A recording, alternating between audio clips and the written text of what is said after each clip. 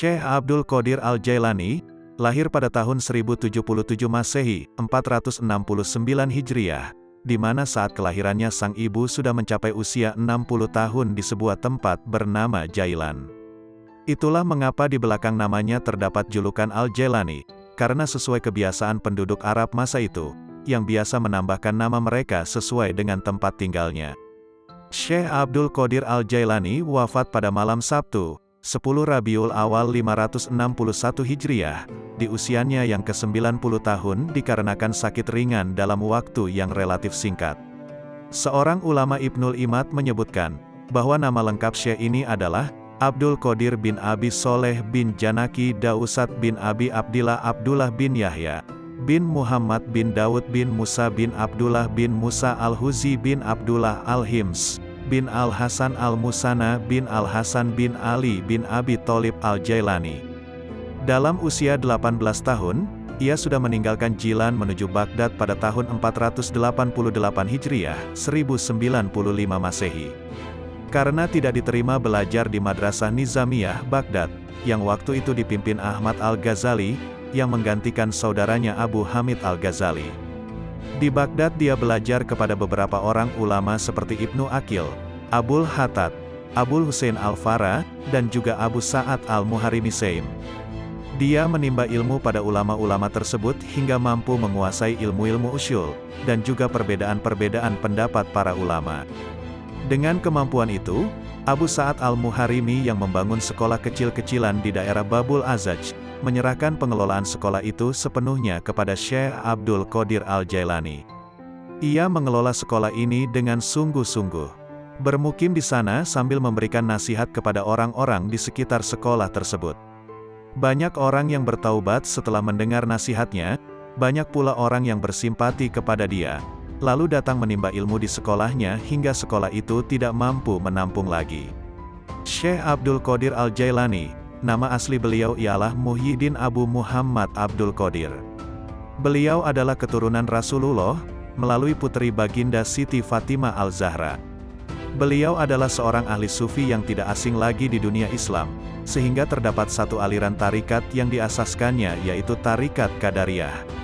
Tulisan, nasihat dan buah pikiran beliau berkenaan dengan ketuhanan dan tasawuf senantiasa mendapat perhatian, dan menjadi rujukan walaupun beliau telah wafat lebih kurang 900 tahun yang lampau.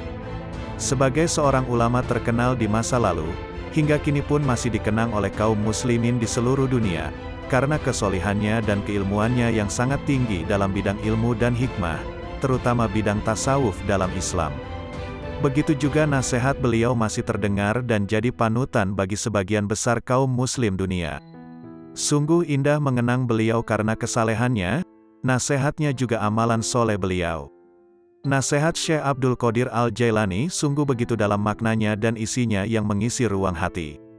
Berikut akan dibacakan beberapa nasihat-nasihat beliau sebagai berikut. Makhluk dan halik tidak berkumpul. Dunia dan akhirat juga tidaklah berkumpul dalam satu hati. Ada kalanya makhluk dan ada kalanya halik di hatimu. Ada kalanya dunia dan ada kalanya akhirat. Ada kalanya terbayang bahwa makhluk ada di lahirmu, sedang halik di hatimu. Dunia di tanganmu sedang akhirat di hatimu. Adapun di dalam hati, kedua-duanya tidak berkumpul. Lihatlah kepada jiwamu dan pilihkan untuknya. Jika ia menghendaki dunia maka keluarlah akhirat dari hatimu. Jika ia menghendaki akhirat maka keluarkanlah dunia dari hatimu.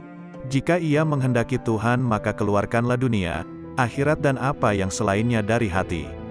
Selagi di dalam hatimu masih ada sebesar semut yang selain Allah, maka kamu tidak melihat dekatnya Allah di sisimu, dan tidak bangkit kejinakan dan ketenangan kepadanya. Selagi di dalam hatimu masih ada dunia sebesar semut kecil, maka kamu tidak melihat akhirat di hadapanmu. Dan selagi di dalam hatimu terdapat akhirat sebesar semut kecil, maka kamu tidak melihat dekat kepada Allah. Orang yang zuhud itu berpuasa dari makan dan minum, sedangkan orang yang arif itu berpuasa tanpa diketahui. Puasa orang zuhud itu siang hari, sedangkan puasa orang arif itu siang dan malam. Ia tidak berbuka dari puasanya sehingga ia bertemu Tuhannya. Orang yang arif itu puasa tahunan, selalu demam. Puasa tahunan dengan hatinya, demam dengan rahasianya, dan ia tahu bahwa sembuhnya itu adalah dengan bertemu Tuhannya dan dekat kepadanya. Lelah itu selama kamu berkemauan untuk menuju dan berjalan kepadanya. Apabila kamu telah sampai dan habis jarak perjalananmu, dan kamu berada di dalam rumah dekat dengan Tuhanmu, maka hilanglah beban itu. Maka tetaplah terhibur dengannya, yang berada di dalam hatimu, dan kamu akan bertambah sehingga kamu mengambil sesuatu di sampingnya. Mulanya kamu kecil kemudian menjadi besar.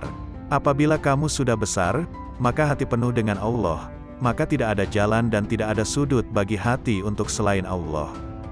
Jika kamu ingin sampai kepada ini, maka jadilah kamu mengikut perintahnya, mencegah segala larangannya, berserah diri kepadanya dalam kebaikan dan keburukan, kaya dan fakir, mulia dan hina. Wahai anak, apabila kamu tidak memiliki Islam, maka kamu tidak memiliki iman. Dan bila kamu tidak memiliki iman, maka kamu tidak memiliki keyakinan. Apabila kamu tidak memiliki keyakinan, maka kamu tidak mempunyai makrifat dan pengetahuannya. Ini adalah bertingkat-tingkat. Apabila Islam telah benar bagimu, maka penyerahan itu telah benar bagimu. Jadilah kamu orang yang berserah diri kepada Allah dalam seluruh keadaanmu, disertai dengan memelihara batas-batas syarak dan menepati syarak itu. Serahkan kepada Allah akan hak jiwamu dan selainmu. Perbaikilah kesopanan terhadap Allah dan makhluknya. Janganlah kamu berbuat aniaya terhadap dirimu dan orang lain karena perbuatan aniaya itu kegelapan di dunia dan di akhirat. Janganlah kamu melihat amalmu, walaupun anggota-anggota badanmu bergerak untuk amal dan hatimu beserta zat, yang mana amal itu ditujukan kepada Allah. Apabila hal ini sempurna bagimu, maka hatimu menjumpai mata yang dapat melihat. Makna menjadi bentuk, yang gaib menjadi hadir, berita menjadi terang. Hamba apabila baik karena Allah, maka Allah bersamanya dalam semua keadaan. Allah mengubahnya, menggantikannya dan memindahkannya dari satu keadaan kepada keadaan yang lain. Seluruhnya menjadi berarti, seluruhnya menjadi keimanan, keyakinan, pengetahuan, pendekatan dan kesaksian. Seluruhnya menjadi siang tanpa malam, sinar tanpa gelap, jernih tanpa keruh, hati tanpa nafas, rahasia tanpa kasar, fana tanpa wujud, gaib tanpa hadir. Seluruhnya menjadi kitab gaib dari mereka dan dirinya. Seluruh ini pangkalnya adalah jinak kepada Allah, sehingga kejinakan ini sempurna antara kamu dan Allah. Ubahlah karenanya sesuatu yang dia benci dari nafsumu sehingga dia, Allah, memberimu apa yang kamu sukai. Jalan itu luas. Berdirilah dan teguhlah. Beramallah dan jangan lalai selama tali dengan dua ujungnya di tanganmu. Mohonlah pertolongan kepadanya atas sesuatu yang menjadikan kebaikanmu. Kendalikanlah nafsumu, jika tidak, ia akan mengendalikan kamu. Nafsu itu tukang memerintahkan keburukan di dunia, dan tukang mencela di akhirat. Bersopanlah yang baik terhadap Allah dan terhadap makhluknya. Sedikitlah berbicara yang tidak berguna bagimu. Orang-orang yang meninggalkan amal dalam keadaan berilmu, ilmu itu akan melupakanmu dan berkahnya hilang dari hatimu. Wahai orang-orang yang bodoh, seandainya kamu mengetahui Allah, niscaya kamu mengetahui siksaan-siksaannya. Syirik itu ada kalanya pada lahir dan batin. Syirik lahir ialah menyembah berhala, sedangkan syirik batin ialah berpegang kepada makhluk dan memandang mereka dapat memberi kemudaratan dan manfaat. Wahai anak, janganlah kamu menuntut sesuatu kepada seseorang. Dan jika kamu mampu untuk memberi dan tidak mengambil, maka lakukanlah. Kamu melayani dan kamu tidak minta dilayani oleh orang lain, maka lakukanlah. Suatu kaum itu disibukkan untuk memberi kepada makhluk. Mereka mengambil dan memberi, mengambil dari karunia dan rahmat Allah dan memberikan kepada fakir dan miskin yang ditimpa kesempitan. Mereka tunaikan hutang orang yang berhutang yang tiada kuasa untuk melunaskannya. Mereka adalah raja-raja, bukan raja-raja dunia, karena raja-raja dunia itu mengambil dan tidak memberi, sedangkan kaum itu mengutamakan orang lain dan menunggu-nunggu orang yang tidak hadir. Mereka mengambil dari tangan Allah, bukan tangan makhluk. Usaha anggota badan mereka untuk makhluk, sedangkan usaha hati mereka untuk mereka sendiri. Mereka berinfak, memberikan harta, itu karena Allah bukan karena hawa nafsu, bukan karena pujian dan sanjungan. Tinggalkan kaum yang sombong terhadap Allah dan terhadap makhluk, karena sombong itu termasuk sifat orang-orang pemaksa, yang mana mereka dibenamkan ke dalam neraka jahanam. Apabila kamu marah kepada Allah, maka kamu sombong kepadanya. Jadikanlah akhiratmu itu sebagai modalmu, dan jadikan dunia itu sebagai keuntunganmu. Gunakanlah seluruh waktumu untuk menghasilkan akhiratmu. Lalu apabila dari waktumu itu ada sedikit yang tersisa, maka gunakanlah untuk berusaha dalam urusan duniamu dan mencari penghidupanmu. Nasihatilah dirimu terlebih dahulu, barulah kemudian menasihati orang lain. Kamu harus lebih memperhatikan nasib dirimu. Janganlah kamu menoleh pada orang lain, sedangkan dalam dirimu masih ada sesuatu yang harus diperbaiki. Janganlah kamu takut kepada makhluk dan janganlah kamu berharap kepada mereka, karena hal itu menunjukkan betapa lemahnya imanmu. Hendaklah engkau istiqomah dalam cita-citamu, sehingga engkau memperoleh ketinggian, karena Allah Subhanahu wa Ta'ala akan memberimu sesuatu yang layak dengan cita-citamu, dengan kebenaran dan keikhlasanmu. Bersungguh-sungguhlah engkau, songsong dan kejarlah, karena sesuatu itu tidak akan datang kepadamu begitu saja tanpa berusaha memperolehnya, sedangkan engkau mempunyai kewajiban untuk melakukan amal kebaikan sebagaimana engkau diwajibkan untuk mencari rezeki. Selama hidup di dunia ini, yang terbaik adalah menyelamatkan hati dari buruk sangka. Orang itu dikatakan dekat dengan Allah selama dia meluangkan waktunya untuk berzikir setiap hari. Bantulah orang fakir dengan sebagian harta kalian. Jangan pernah menolak pengemis, padahal kalian mampu memberikan sesuatu untuknya baik sedikit maupun banyak. Raihlah kasih sayang Allah dengan pemberian kalian. Bersyukurlah kepada Allah yang telah membuat kalian mampu memberi. Jika pengemis adalah hadiah dari Allah, sementara kalian mampu memberinya, mengapa kalian menolak hadiah itu? Bohong kalau kalian mendengar nasihat dan menangis di hadapanku, tapi saat orang datang meminta uluran tangan, kalian malah membiarkannya. Itu menunjukkan bahwa tangisan kalian belum karena Allah. Seorang yang berzuhud dan berada pada tahap permulaan, mesti menghindarkan diri daripada semua manusia dan orang-orang fasik yang melakukan maksiat. Tetapi setelah mencapai tahap kesempurnaan, dia tidak akan menghindarkan diri, bahkan dia akan mencari mereka, karena penawar mereka itu ada padanya.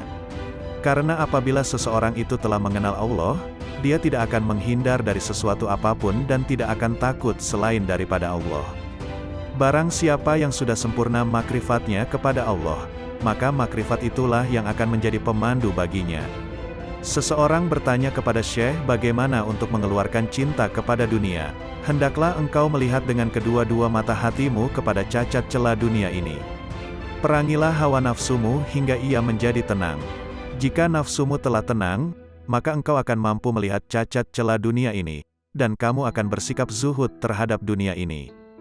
Ketenangan itu akan wujud jika engkau memandang dari hati dan menyesuaikannya dengan bisikan batinmu. Jika engkau menginginkan kemakrifatan kepada Allah, maka engkau ridalah dengan koda dan kadarnya, dan janganlah engkau jadikan nafsu, syahwat, perangai, dan keinginanmu sebagai sekutu baginya dalam kedua-dua hal tersebut. Tundukkan nafsumu sebelum engkau ditundukkannya. Disampaikan di Madrasah Al-Mamurah, hari Ahad pagi, 3 Syawal 545 Hijriah. Sesungguhnya, siapa yang ingin memperbaiki dirinya, maka hendaklah dia berlatih memerangi nafsunya, sehingga dirinya bebas daripada cengkeraman nafsu karena seluruh nafsu itu mengajak kepada kejahatan. Hai pemuda, nasihatilah dirimu sendiri terlebih dahulu sebelum kamu menasehati orang lain. Janganlah engkau berlebih-lebihan dalam menasehati orang lain sedangkan dalam dirimu sendiri masih bersemayam sesuatu yang engkau perlu perbaiki. Celakalah engkau, sekiranya engkau tahu bagaimana membersihkan orang lain, sedangkan engkau buta untuk membersihkan dirimu sendiri. Bagaimana seorang yang buta dapat memimpin orang lain? Wahai hati, wahai roh, wahai manusia, wahai jin, wahai orang-orang yang berharap kepada Maharaja, marilah kita ketuk pintu Maharaja. Bersegeralah kamu kepada Allah dengan tapak hatimu, dengan tapak takwa dan tauhid kamu, makrifat dan kewarakan kamu yang tinggi, kezuhudan kamu di dunia, di akhirat dan di dalam sesuatu selain daripada yang berkaitan secara langsung dengan Tuhanmu.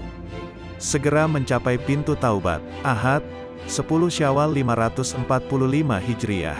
Sabda Rasulullah, barang siapa yang dibukakan pintu kebaikan, maka hendaklah dia mencapainya, karena sesungguhnya ia tidak mengetahui, bila pintu itu akan tertutup baginya. Wahai pemuda, bertaubatlah kamu. Bukankah kamu telah melihat, bahwa Allah akan menguji kamu dengan berbagai dugaan hingga kamu bertaubat? Sementara engkau tidak berpikir, malahan engkau bertahan dalam kedurhakaanmu itu. Senantiasa rida dengan Allah. Tetaplah engkau untuk senantiasa rida dengan Allah, dalam keadaan petaka atau sengsara, dalam keadaan miskin atau kaya, dalam keadaan susah atau senang, dalam keadaan sehat atau sakit, dalam keadaan buruk atau baik, ketika memperoleh yang engkau kehendaki atau tidak.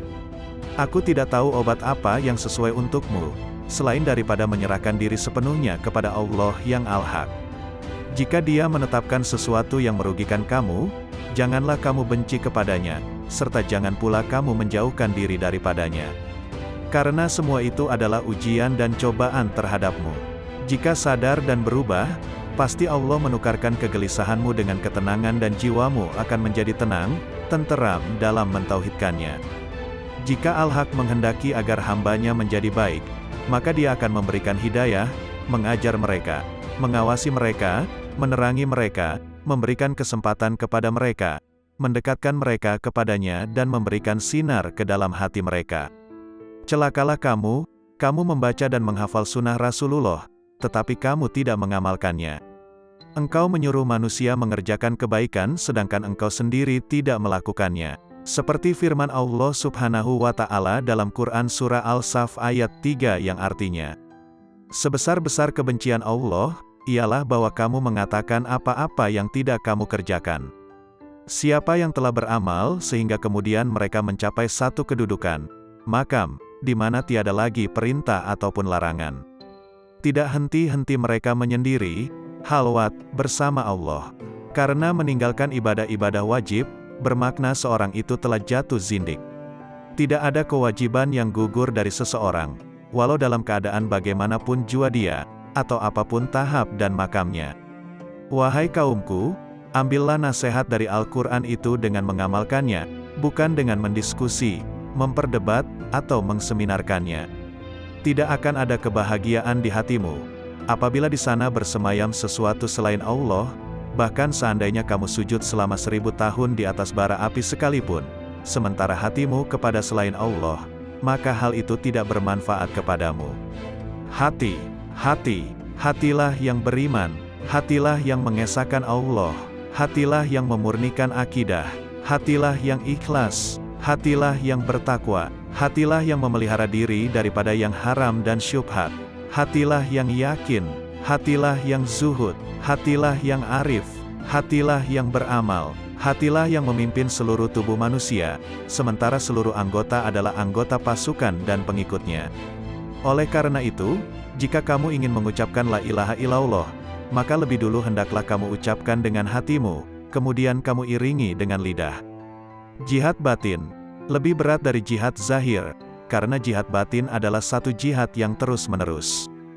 Bertujuan memutuskan semua kehendak dan dorongan hawa nafsu untuk melakukan perkara-perkara yang terlarang serta mengekang keinginan terhadapnya. Wahai hamba, setiap yang engkau pandang sebagai kebaikan dan engkau mencintainya, maka cintamu itu adalah bukan cinta yang sejati. Engkau sedang terperdaya. Cinta yang hakiki adalah cinta yang tidak berubah, yaitu cinta kepada Allah, yakni cinta yang engkau lihat dengan dua mata hatimu, yaitu cinta para al-sidikin ruhaniyin. Mereka tidak mencintai dengan keimanan mereka, tetapi dengan keyakinan dan mata hati mereka. Terbukalah hijab yang menyelubungi mata hati mereka, sehingga mereka mampu melihat apa yang ada di alam gaib, melihat sesuatu yang tidak mungkin bagi mereka untuk menjelaskannya. Ketahuilah bahwa para guru amal dan guru ilmu akan menunjukkan engkau jalan menuju Allah. Langkah tahap pertama ialah dengan perkataan, dan pada tahap kedua ialah dengan mengamalkannya. Dengan cara ini, engkau akan bertemu dengan Allah. Beramallah engkau kepadanya dan janganlah engkau mengharapkan pahala yang banyak. Beramallah dengan tujuan untuk mencapai dan meraih keridaannya serta kedekatan kepadanya. Pahala adalah keridaannya kepadamu dan kedekatanmu kepadanya dunia dan akhirat. Peringkat pertama ialah engkau belajar kepada makhluk berkenaan hukum. Kemudian pada peringkat kedua hendaklah engkau belajar dari Khalik mengenai ilmu laduni, yakni ilmu-ilmu yang khusus untuk hati dan batin. Oleh karena itu carilah guru yang mursyid, karena engkau tidak dapat belajar tanpa guru. Barang siapa di antara kamu yang ingin menghidupkan hatinya, maka hendaklah dia membiasakan berzikir kepada Allah di dalam hatinya itu, dan hendaklah dia merasakan ketenteraman bersamanya. Wahai hamba, berzikirlah engkau kepada Allah dengan hatimu sebanyak 1000 kali dan dengan lisanmu sekali. Berzikir yang dilakukan hanya dengan lisan tanpa menggunakan hati, tidak memberikan kemuliaan kepadamu. Zikir adalah zikir hati dan zikir batin, kemudian zikir lisan. Berzikirlah kamu kepadanya, sehingga zikir itu melebur dosa-dosamu. Dengan demikian engkau tidak menanggung dosa sama sekali. Ketahuilah, bahwa taubat itu adalah pusat kekuasaan dan menyesali segala perbuatan. Tanggalkanlah baju kedurhakaanmu itu dengan taubat yang tulus ikhlas. Jika engkau bertaubat, hendaklah taubat itu lahir dari hatimu. Bertaubatlah engkau zahir dan batin. Ikutilah sunnah Rasul dengan penuh keimanan. Jangan membuat bid'ah. Patuhlah selalu kepada Allah dan Rasul-Nya, jangan melanggar. Junjung tinggilah tauhid dan jangan menyekutukan Dia. Sucikanlah Dia senantiasa dan jangan menisbahkan sesuatu keburukan pun kepadanya. Pertahankan kebenarannya dan jangan ragu sedikit pun. Bersabarlah selalu dan jangan menunjukkan ketidaksabaran. Beristiqomahlah, berharaplah kepadanya, jangan kesal, tetapi bersabarlah. Bekerjasamalah dalam ketaatan dan jangan berpecah belah. Saling mencintailah dan jangan saling mendendam. Jauhilah kejahatan dan jangan ternoda olehnya. Percantiklah dirimu dengan ketaatan kepada Tuhanmu, jangan menjauh dari pintu-pintu Tuhanmu, jangan berpaling darinya. Segeralah bertaubat dan kembali kepadanya. Jangan merasa jemu dalam memohon ampunan kepada Khalikmu, baik siang maupun malam. Niscaya rahmat dinampakkan kepadamu, maka kamu bahagia, terjauhkan dari api neraka dan hidup bahagia di surga, bertemu Allah, menikmati rahmatnya, bersama-sama bidadari di surga dan tinggal di dalamnya untuk selamanya, mengendarai kuda-kuda putih, bersukaria dengan hur-hur bermata putih dan aneka aroma, dan melodi-melodi hamba-hamba sahaya wanita, dengan karunia-karunia lainnya, termuliakan bersama para nabi, para sidik, para syahid, dan para soleh di surga yang tinggi. Bila kau melihat dunia ini, berada di tangan mereka, dengan segala hiasan, dan tipuannya, dengan segala bisa mematikannya, yang tampak lembut sentuhannya, padahal, sebenarnya mematikan bagi yang menyentuhnya, mengecoh mereka, dan membuat mereka mengabaikan kemudaratan tipu daya dan janji-janji palsunya.